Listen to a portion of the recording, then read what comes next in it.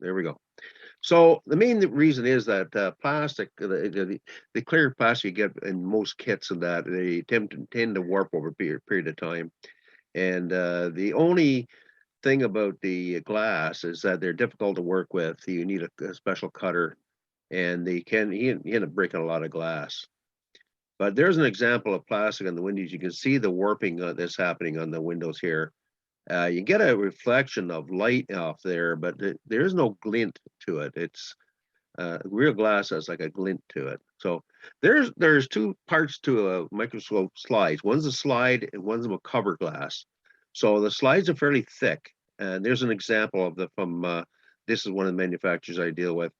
And then you just cut it with a tungsten carbide tip, and then you can put in your windows of that. This is a lot thick. These are about 5/1000 of an inch thick, these cover pieces. So there's an example. If you're not going to detail in the inside of a structure, I use a thicker glass. That's it there. Well, where's my pointer? There it is. So this is an example. When you saw back here, this part of it is like a white covering over there. You can actually scrape that off with a single edge razor blade, and you get clear glass again. But I use that every now and then to put in some windows. There's one example here. And that I use them when there's no detail in the inside. Otherwise, you use the cover glass, they're real thin stuff. There's an example of real glass. There's a glint to it. There's another example right here. So in case you hear people talk about using real glass for windows, I prefer it myself.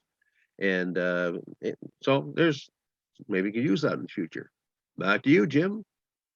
Let me ask you a question. When you measure and you cut the real glass, Yeah, do you try? Is it a precision cut to fit within the window frame, or I just go. No, I go outside the frame, and then put little gobs of glue on each of the four corners.